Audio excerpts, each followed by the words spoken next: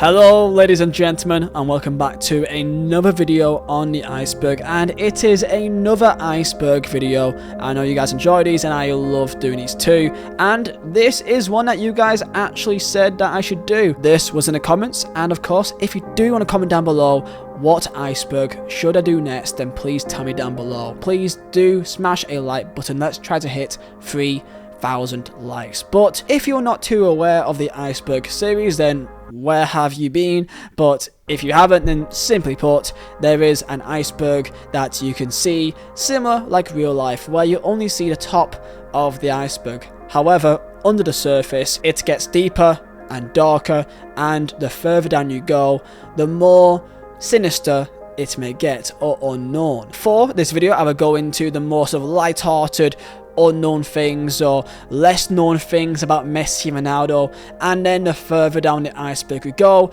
it gets a bit more serious the deeper we get. So tell me down below your thoughts on Messi v Ronaldo. Which side are you on?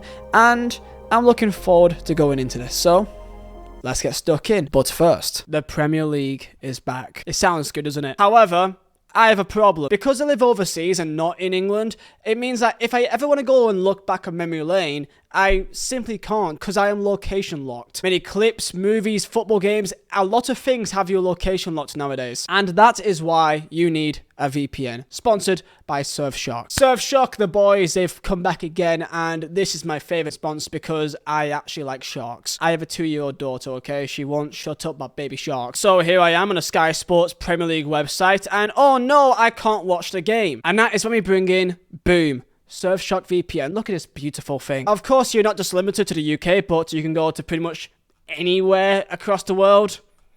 Like, it's still scrolling, but of course it's so easy to use. Pick any location you want. Of course, I want to go to the UK, so go UK, London, and then 3, 2, 1, and you are connected, as easy as that. And now we go and refresh this page, and then lo and behold, wow, no way, I can now watch Premier League highlights just like that. It's super easy, and there's also tons of other benefits too. But this one at Sample is great as well if you're for Sample on holiday, and also, for me, the new Sky documentaries Mission to Burnley series on Sky Docs, I can't watch either because I'm overseas, so I also need a VPN to go and watch that, which has come very useful. And loads of other benefits, but the main thing is that it keeps you safe in mind, knowing that your personal data is not being used by evil corporations that can take it from you. As what a VPN does is that it simply encrypts your online data and it secures your personal information. So I'm going to leave a link at the top of the description, the best VPN on the market right now, and one that I use literally every day. With the link down below, you can use my code Vizeh and get 3 months free. Yes, 3 months free. And I hope you can join me and watch the lovely Premier League when Burnley probably loses to Man City. I don't know, this video will be out after the fact, but I hope that we don't lose. Anyway, I hope you guys enjoyed the video, and let's get straight into it. Let's start off with something that I actually never knew, and maybe you didn't either. The story goes all the way back to the 14th of December 2000. This came from a man called Horacio Gaglioli.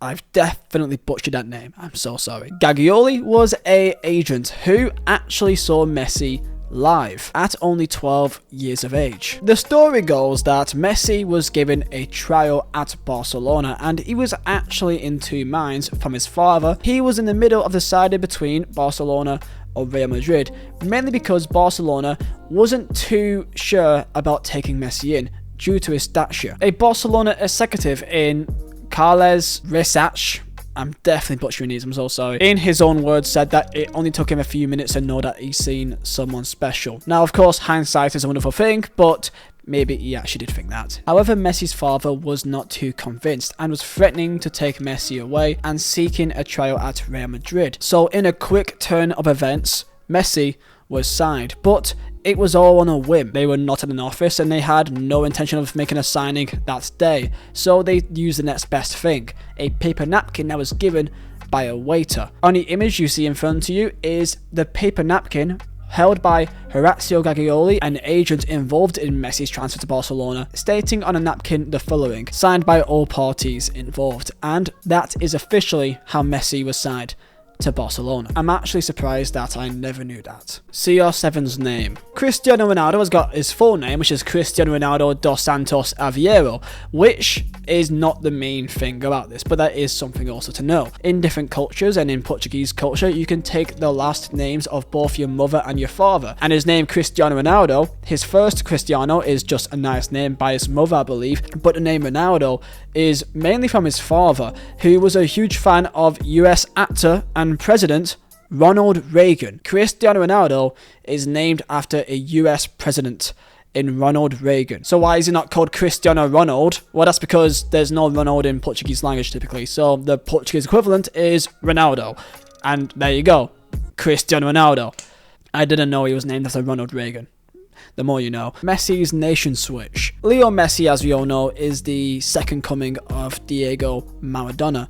However, imagine a world where he in fact didn't play for Argentina and instead played for Spain. Lionel Messi, as he has been in Spain since the age of 13, has dual nationality and qualified to play for Spain, and was actually invited and asked by the Spanish Federation to play for the Spanish under-20 side back in 2004. However, Messi turned down the opportunity and instead turned out a year later and led Argentina in the FA Youth Championship. Native Argentines making the move over to Spain is not exactly very rare. Same thing goes with Italians too, due to their largely Italian heritage, and Messi in fact has got Italian roots as well, just like many Argentinians. However, only Spain came with an official offer. Messi's celebration. The famous and iconic Messi celebration where he puts both his arms up and points up to the sky. Most people see it as some sort of acknowledgement to God, as that would make sense. However, it is actually in dedication to his late grandmother. According to Lionel Messi, Celia, his grandmother, was the first to recognise Leo Messi's skills and was the first to take him to a football pitch when he was only a few years old. So therefore, his iconic celebration is always in dedication to his grandmother. Ronaldo celebration. The iconic "Su", as the word "Su" literally means yes in Portuguese, but in a much more sort of passionate way, because "si" means yes, but "su" means yes in a passionate way, or strongly, I guess you can say. Now, one thing you probably didn't know is that it actually was formed, or partially formed, back in 2008. In this clip right here that he scored, he actually did a "su" celebration, but it wasn't really acknowledged at the time. There was no huge jump, but just like a little jump, and he does the arms. However, the actual word "su" never really came out since 2014, as when he won his Ballon d'Or back at the Ballon d'Or Awards, when he was up on a stage,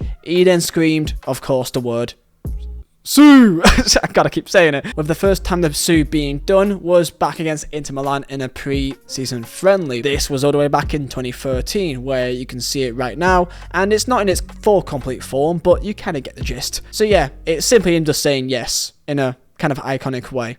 Not too much more behind it, but it is probably by far the most iconic celebration of all time. Tattoos. I think it is only fair and reasonable in a video like this to showcase some of the most mental tattoos that I've seen regarding both Messi and Ronaldo. This isn't tattoos on their own body. This is indeed fans, just normal people, getting tattoos of them, and some of the funniest ones too. So there's one here of him holding the World Cup that it looks like he's gained about he looks like he's gained like about 18 stone. It's incredible. I'm not even gonna like name for each one, but that one was just in particularly insane. Someone's got the Messi on his forehead, which is insane. Many people are having one of his World Cup of him having his arms up in the air with cupping his ears. The image of Messi holding up his shirt at the Santiago Bernabeu, that is fully a tattoo on someone's back, which is again completely nuts. Someone getting a Ronaldo Su celebration on him,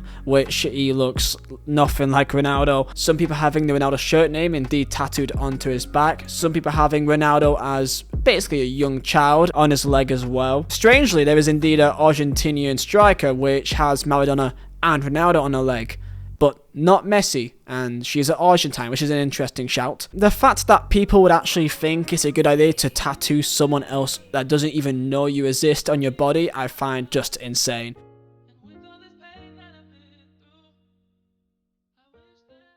the surface. Pitch invaders. Pitch invaders is a rare occasion in football. However, when a game involves either Messi or Ronaldo, it actually happens a lot more often than you would think. This happens so much so that there is entire compilations of both players having pitch invaders going over to them and their response to them. There's indeed this image of a pitch invader going over to Messi and being dragged away by security guards with the happiest smile on his face by the fact that he got a hug from Messi. Look at the smile on his face while being dragged away. This time a video by an Ecuador pitch invader taking a video selfie and pretty much grabbing Lemmino Messi by the neck. When Man United played against Juventus, a pitch invader went on the pitch and got this amazing selfie. One that Ronaldo actually took himself with the security guards behind them, just waiting to drag him away. I love this picture so much. Recently in a Portugal game, a pitch invader went onto the pitch and decided to lift up Ronaldo in the air when the security just decided to not intervene whatsoever. You just know that this guy's got this image on every single platform still to this day. Sometimes though, it's not always friendly. Back at Juventus, some fans can get quite aggressive. When Juventus played against Bayer Leverkusen, for some of these fans this could be potentially one of the biggest moments in their life to meet Ronaldo and Messi in person, and while having the rush of being on a football pitch and security guards rushing in your direction, it's important to know that they are still human at the end of the day. I show speed. One of the most weirdest trends in the last year comes from Ronaldo with I show speed, which this clip of him playing Fortnite kind of has changed the course of time, surprisingly, as I show speed has, in a weird way, made Ronaldo even more cooler. And I can't believe I'm saying that, but I actually think it is partially true, at least to an American audience. The entire Sui trend that he caused, him going over to games overseas everywhere in the World Cup or for United or for Al Nassr, it's definitely an interesting thing to keep on top of. And it even came to the moment that he actually met Ronaldo in person, and I'm just really grateful, really grateful that he didn't start like barking at him. Like, I'm so happy he didn't start barking at Ronaldo, because I may have actually lost my nut. Messi's international debut. One little fact that you may not have known with Messi is that his debut was pretty much a complete nightmare. His debut was on the 17th of August 2005 with an international friendly against Hungary, and it was mental considering that he got subbed on and then sent off within 40 seconds. With the clip you can see on your screen, it is still seen as a complete mess to this day to think on why he was given a red card in the first place. Messi going on a run and being pulled back, and the referee seeing an outstretched arm and seeing it as an aggressive hit. And one of the most mental things is the fact that that was his first red card in his career,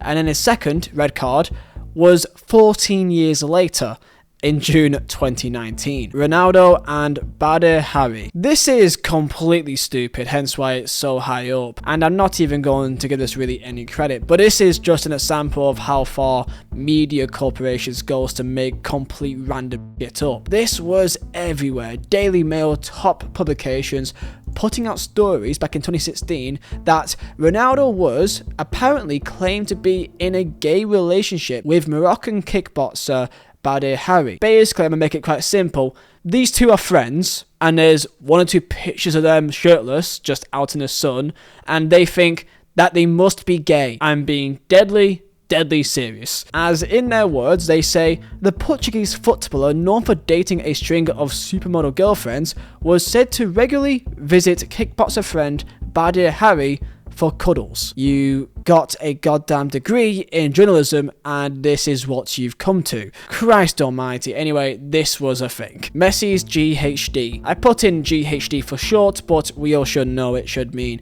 growth hormone disorder. Many people probably know this, but maybe not all, that Messi actually was born with a disorder, diagnosed with a growth hormone disorder. Going back to our earlier story with a napkin contract, this all came with the fact that Barcelona was concerned about the stature of Messi, and part of that contract later on included that Barcelona would be paying for Messi's medical treatments, meaning that he would be given treatments that were quite expensive for his poor family at the time, meaning that they'd be paying for the treatments and injections of a human growth hormone, which is a life changer for someone which has GHD. This allows someone with GHD to not only develop greater height, but also help deal with a variety of internal issues, such as pituitary function, skin, teeth problems, poor vision, and lower immunity. Now, some people have claimed that this is some sort of doping. However, it has been reported that Messi's use discontinued after he reached adulthood. Looking back, there was a lot of factors that could have gotten in the way of Messi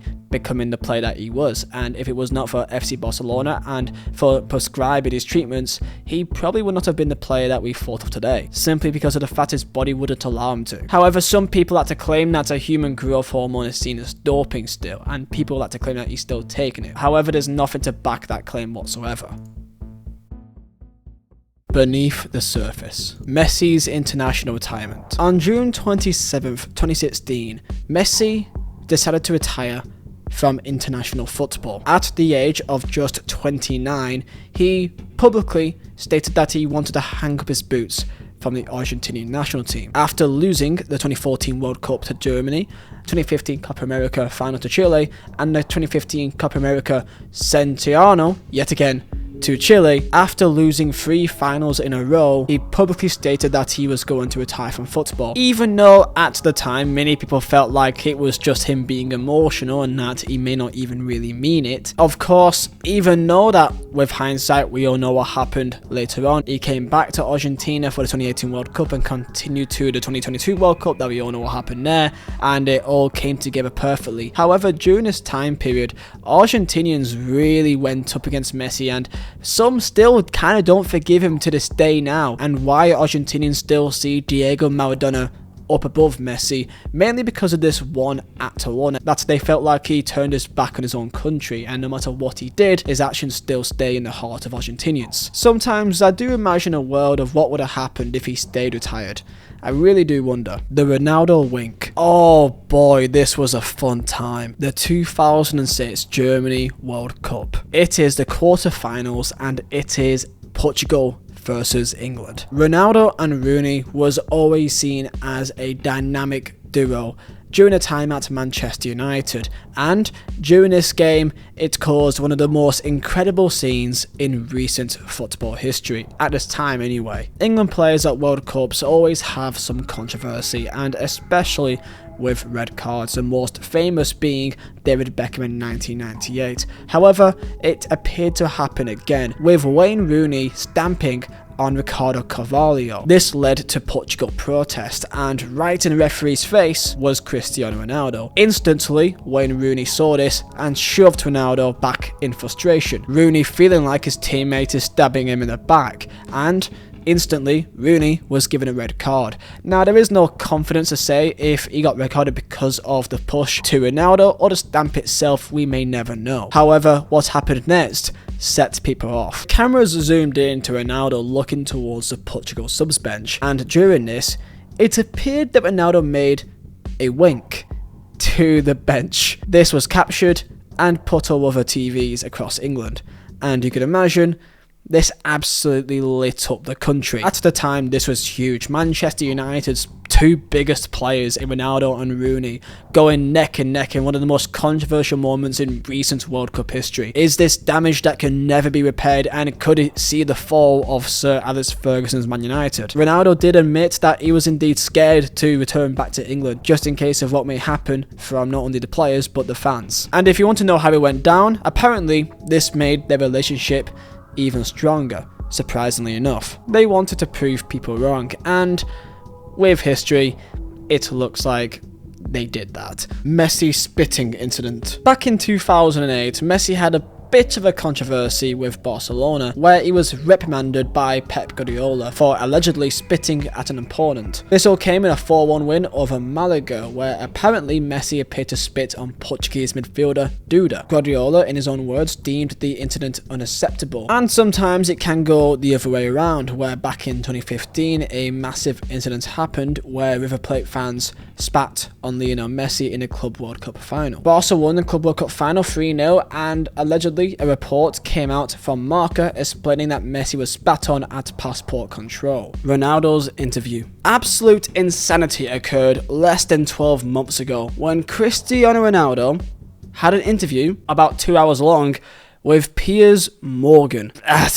Yeah, a lot was said during this interview, but one thing is for certain, that it definitely felt like ending of a legacy at Manchester United. By no means does this mean that his legacy is therefore tainted during his last 18 months at Man United. However, it definitely doesn't make it any better. Questions of him being disrespected by Erik ten Hag or by, I forgot the other guy's name, he's so irrelevant now. This pretty much was all anyone talked about, because it was so odd to see going semi-in-depth into his time at United and how he felt about how he was treated. Give me your thoughts down below about this interview. Messi versus Chile. Potentially one of the greatest rivalries in recent football history is Lionel Messi versus Chile. When Argentina plays against Chile, then you know it's going to be a wild game. Chile not once but twice getting in the way of Lionel Messi lifting international silverware for Argentina,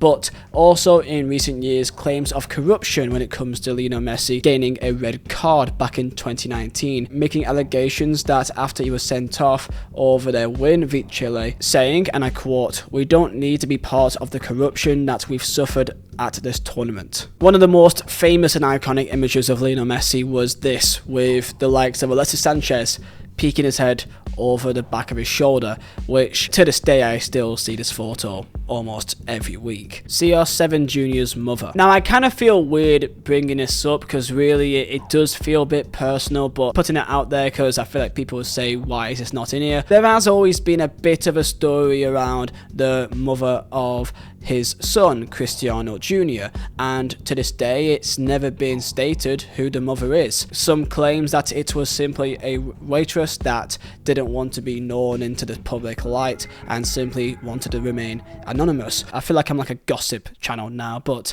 I guess that's the point of this video. Apparently, according to Ronaldo, when his son was born back in June 2010, it was stated in that post that, as agreed with the baby's mother, who prefers to have her identity kept confidential, my son will be under my exclusive guardianship. That's the only thing for sure.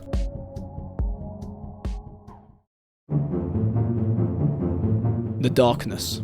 Tax evasion. Now this has to be quite low down just due to the fact that it's quite a legal problem, and this goes to both Lionel Messi and Cristiano Ronaldo. Of course, with the wealth that they both have, it seems kind of just a thing that rich people do, that if they are able to get around the system, then they will get around the system with evading the correct amount of tax. Back in 2017, Lionel Messi was sentenced to prison for 21 months. However, it was changed to just a fine, and it was a fine of €252,000.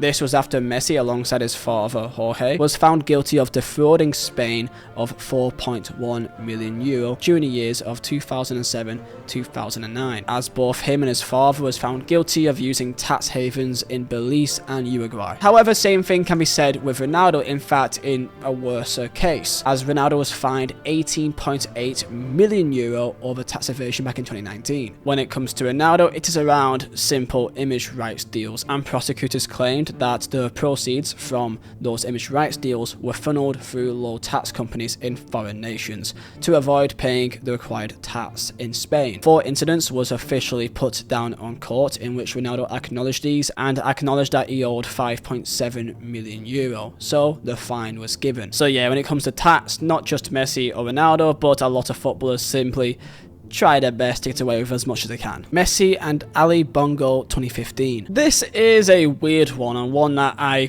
never saw before and never saw anything pop up of this, but there was something strange happening in 2015. Lionel Messi, known for his extensive work with the UNICEF organization, including with this the Leo Messi Foundation, which aimed on improving the conditions of vulnerable children. However, back in 2015, he made a trip to Gabon. He was invited to Gabon by President Ali Bongo Ondimba, who allowed Messi to lay the first brick for a stadium for the 2017 African Nations Cup. It was claimed that Messi was paid around €3.5 million to visit Gabon, and Messi was further criticised by the Human Rights Foundation. Ali Bongo's dictatorship in Gabon has been heavily criticised, accusations involving children in his country, including as well on top of that 20% of Gabon's population surviving on less than $2 a day. A bit of a strange situation all around, I'll be honest. CR7's father. This is something that you probably already know about Ronaldo, however, because of how serious it is and also quite relatable as well, I think a lot of people can relate to a very similar story to what Ronaldo faced. His childhood wasn't always the best,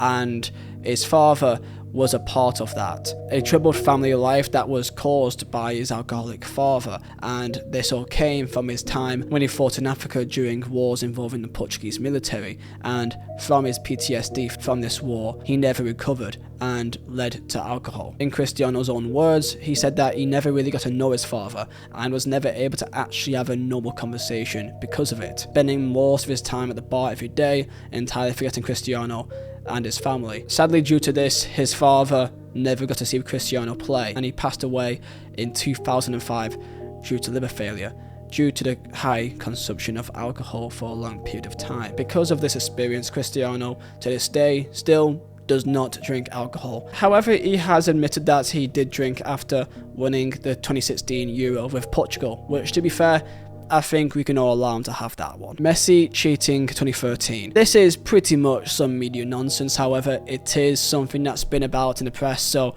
I think it has to be in here. According to mainstream press, back in 2013, Messi was accused of cheating on his wife back in Las Vegas. Some images being put out of him allegedly being in bars and clubs, however, there's been no proof that this was ever him. Saying that apparently he got with an alleged in Las Vegas, which I'll be honest with you, I don't think he needs to really. Anyway, this is a thing, so there you have it. CR7 and Georgina 2022. As a father, I can only imagine that the worst feeling in the world is the loss of a child, and sadly this is something that both Ronaldo and his partner experienced. In April 2022, Georgina was pregnant with twins, and sadly only one made it. There's not much more that I need to add to this other than the fact that it is a truly tragic event. Messi v Drenfe 2012. Back in 2012, Messi was thrown into a huge scandal involving him being accused of using racist language footballer Royston Drenfe. These allegations at the time was taken very seriously, especially considering it was around the same time period with the Luis Suarez and Patrice Evra scandal too. This opened a debate that perhaps in South American culture word is used much more freely. Open to anti-racism promotions whenever he gets a chance, this made these accusations even more surprising. This was still only allegations, and in the end Barcelona have defended Lionel Messi against these accusations and dismissed them. In Barcelona's words, the player has always shown maximum respect and sportsmanship towards his rivals, something recognised by fellow professionals. We are sure that any accusations to the contrary are well wide of the mark.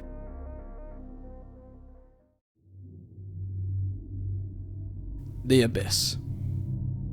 Yeah, so I think you know what's coming, and I kind of don't know how to really enter this without really putting myself in hot water here, but I'm going to try my best. There's two things in here, one that I'm sure you are very well aware of, and another one back in 2005. So let's get into the unknown one first. Both involving Ronaldo and both involving accusations of PE. On the 19th of October 2005, an article came out from The Guardian claiming that Cristiano Ronaldo was arrested with an inquiry and questioned by the police, claiming that he went voluntarily to a police station to speak to the police regarding an allegation by a woman. The allegations was of SA in a penthouse suite in central London, and Manchester United at this time of course made no comment. The main one that I'm sure you are waiting for is Las Vegas 2009. Now I cannot go too much into detail simply because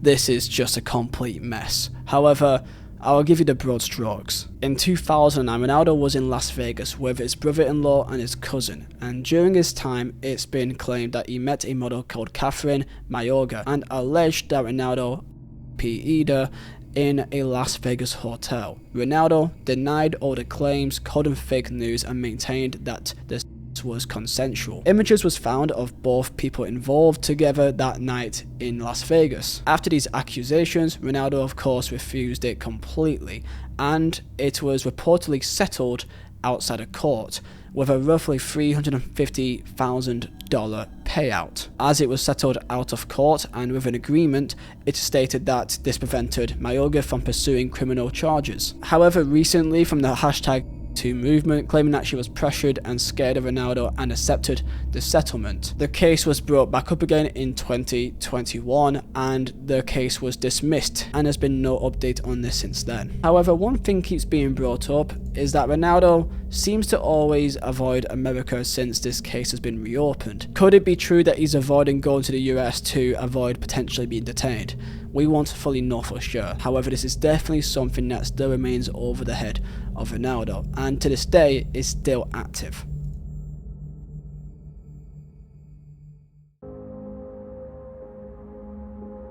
So there you go, boys, that is the end of the Messi v Ronaldo iceberg. I'm sure there's so many more, and I could have gone into the stats about these two, but honestly, you've probably heard that 1,000 times. Tell me your thoughts down below about these two. Of course, in terms of football, these two are the greatest to ever live. I know that Messi is probably more regarded as the GOAT, in terms of a percentage than Ronaldo. However, people should not disrespect Ronaldo in terms of his football ability, and that it is simply Messi, Ronaldo, and that is it in terms of the top two. And for me, no one else comes close, not in terms of quality, but also with longevity too. It is an absolute joke. If you guys did enjoy, then please do smash the like button and also subscribe if you are new, and let me know what video should I do next. And I'll see you next time.